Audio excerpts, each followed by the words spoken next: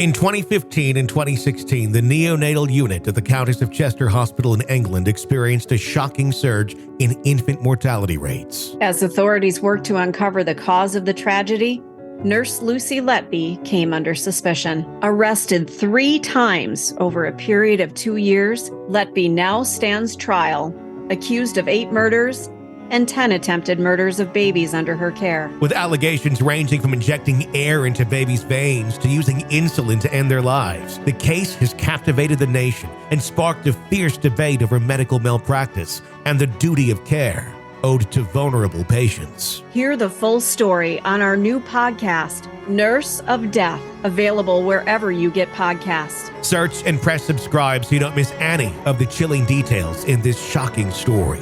Search Nurse of Death right now and press subscribe where you get podcasts. This is the Hidden Killers podcast with Tony Bruschi. So, Stephen Smith's body still to be exhumed. SLED already saying, yeah, it was a homicide, and we're going to start treating it as such. I applaud the work of Eric Bland and his firm on this, convincing them finally to take this a little more serious.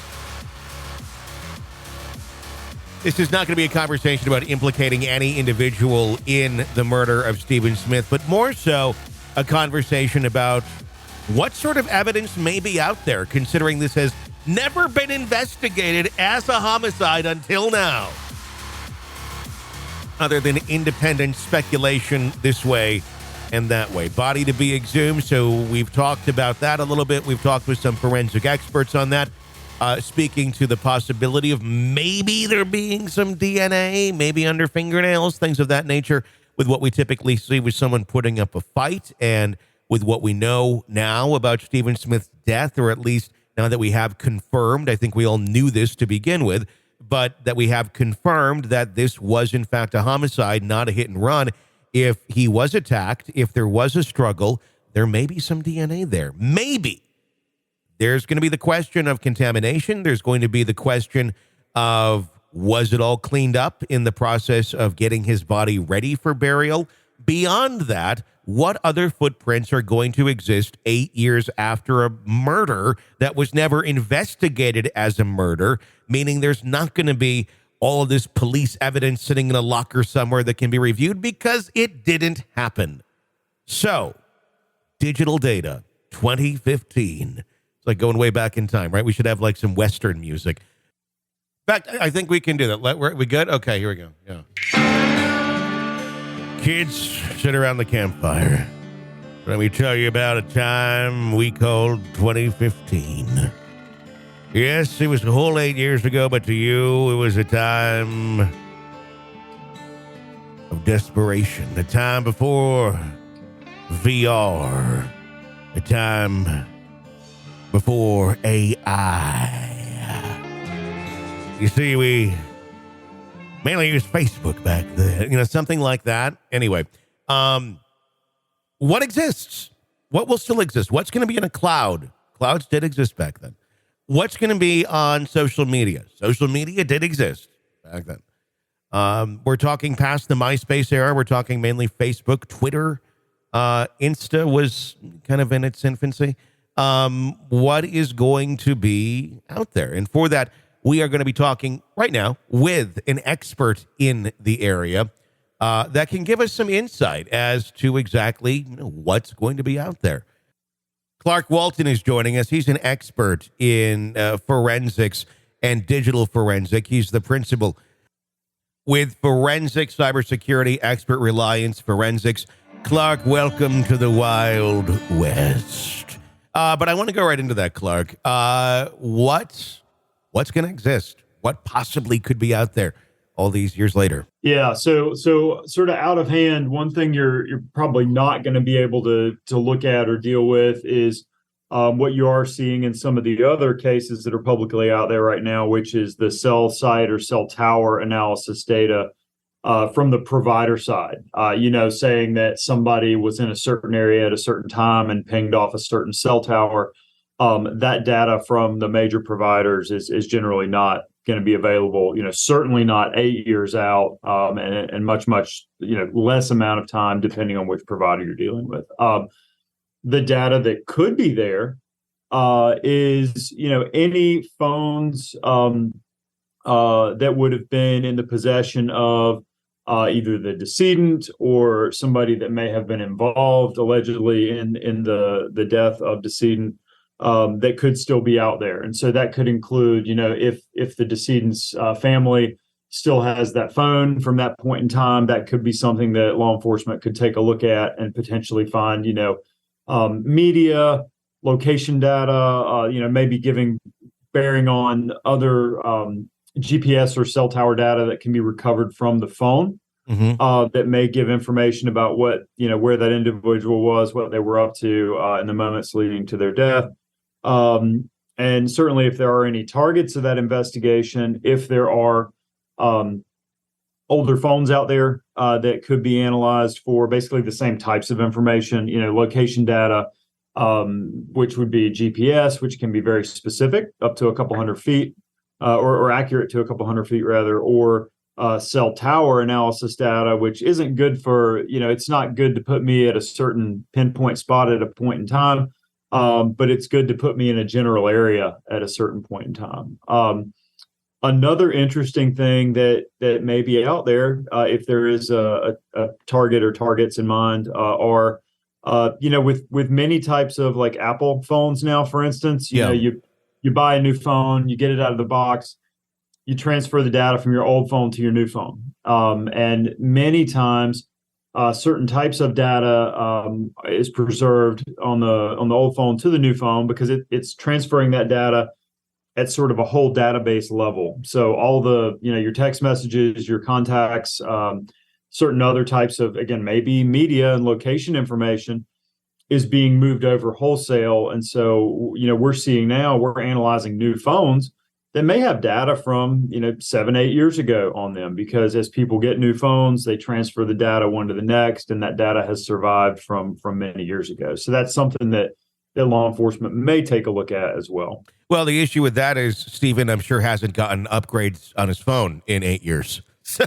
yeah, the decedent, sure. Yeah, absolutely. Yeah. I was thinking more in terms of if there are, suspects, targets in mind. Oh, I hear what you're saying. Okay. Yes. Yeah. Yes.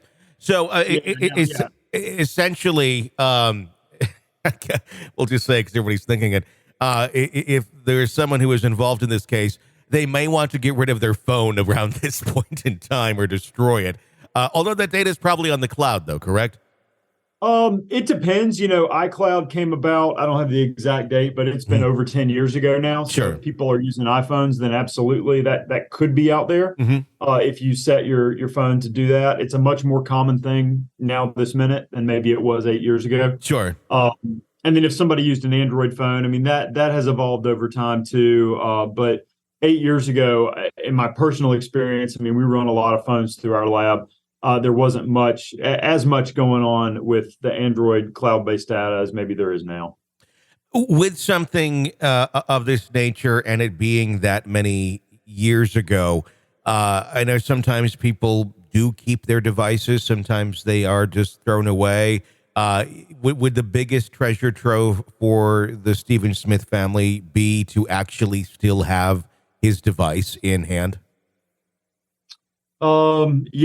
Yeah, I think so. Depending on the type of device, it's kind of it's this cat and mouse game with people like me who do analysis of these devices, and then the providers, Apple, Samsung, and so Android, who make these devices and operating systems. So a phone from 8 years ago, it's very make and model and operating system dependent, but a phone from 8 years ago, we're going to have a much better run at in terms of all the data that we can possibly get off of it than maybe an iCloud backup or an iTunes backup or even a newer iPhone that just came off the shelf yesterday, because the community that I work in has had time to really pick that data apart and figure out how to get the most out of it. So yes, a phone from 8 years ago would most likely be the best treasure trove from that perspective. When we hear about the cloud, I mean, even 8 years ago, the cloud did exist. We were relatively new, and we were all kind of maybe understanding it better.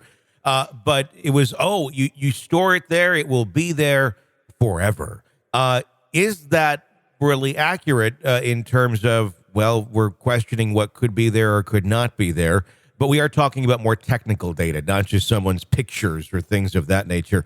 Is there a time window that you see with these companies that store this data, the technical type data that no one's going to be looking back on and reminiscing about years later of just moving it off and getting rid of it because it's not relevant unless it's being subpoenaed at a crime?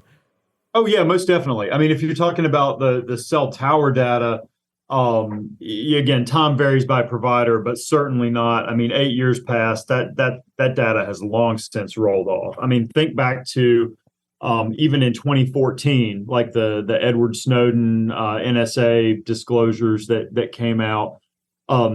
It was why the government was doing what it was doing, right? In terms of collecting and storing this large amount of what we'll call metadata, data about data, because the providers just were not storing it. And the government deemed that useful for various types of national security investigations. So, yeah, that's been going on for a long time. And I mean, even with Apple's policy with their whole phone backups, for instance, their stated policy is Apple whole phone backups will time out after 6 months. At least that's the stated policy today. Now, have I seen data sitting on the cloud that has been past that 6 month period? Certainly. There are whole phone backups sitting out there. And then there are other types of Apple, what I'll call data streams, your messages, your photos, that kind of thing that don't have that expiration period attached to them as well. So it does depend on the type of data we're talking about.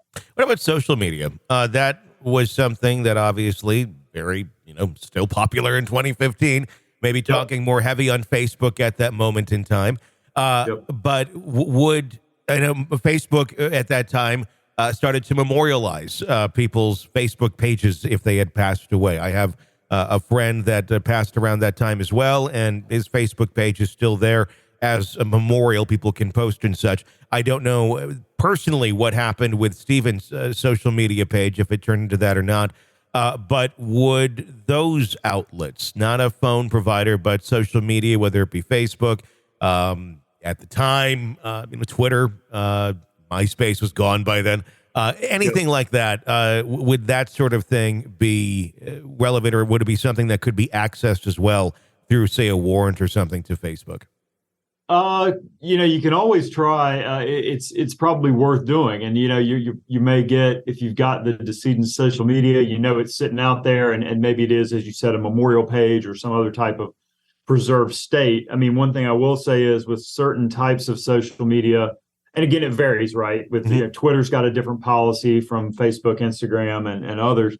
But once you truly delete an account or a profile, there's typically like a lag period because these providers don't want you to completely sort of opt out of their platform, right? They want you to come back. And so even if you delete a profile, there's a period of time where you've got the option to sort of reconsider and come back in, and your data's still there. But again, that 8 years probably not. It's probably long past. But to your point, if that data's out there, I mean, it's probably worth getting a warrant and investigating that and seeing where that leads you. I personally have not looked at a, sort of memorial Facebook page. So I know, when you upload data to those providers on the public side, that data has been scrubbed. So like a picture, what I mean by that is a picture that I would upload to Facebook isn't necessarily going to have my camera type and my GPS data and all that kind of stuff that would be in the version of the picture on my phone if I'm just the general public looking at that.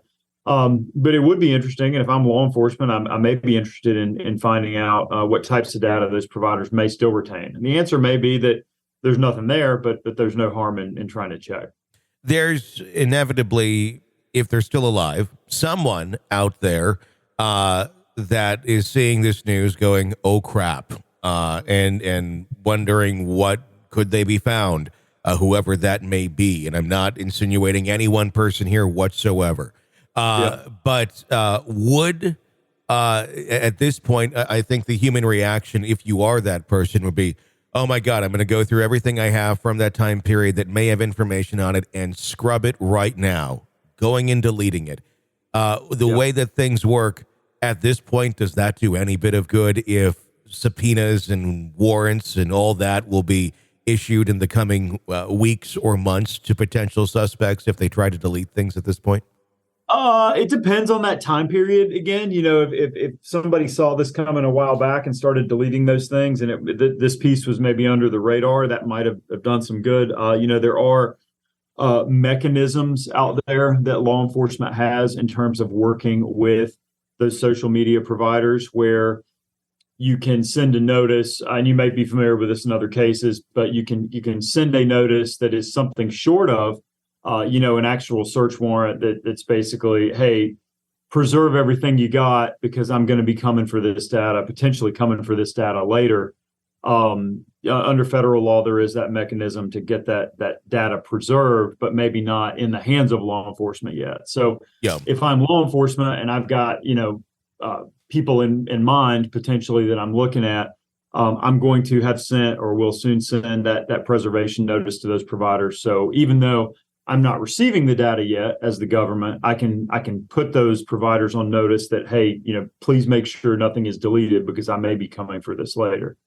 Which would be relevant and would make sense if you're issuing that to a provider. But if the attorney letter goes out to potential suspects, like, we require you to hold all this information, someone's having a bonfire that night, essentially. Oh, right. Yeah, no, this would be a legal mechanism that would be something with a bit more legal weight behind it than just a preservation letter from an attorney. On the civil side, if I'm thinking about suing somebody and I issue a letter that says, we may sue you soon, preserve everything from this point forward, that's a little bit different from what I'm talking about. Sure, of course. I totally understand that.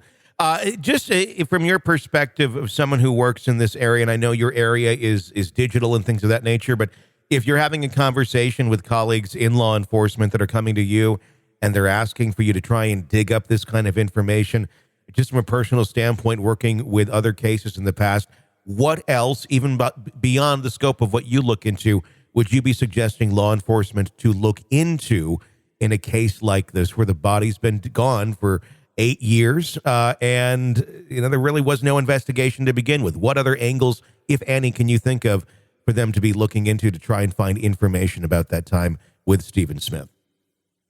Gosh, yeah. I mean, I've been trained for so long. I mean, I've been running the company I run right now exclusively for about 10 years, and so I'm always thinking about where are all of the electronics. So scraping up any laptops, hard drives, thumb drives. I mean, think about all the stuff you got sitting in boxes at home that you've probably forgotten about. Those are the kinds of things I'd be thinking there.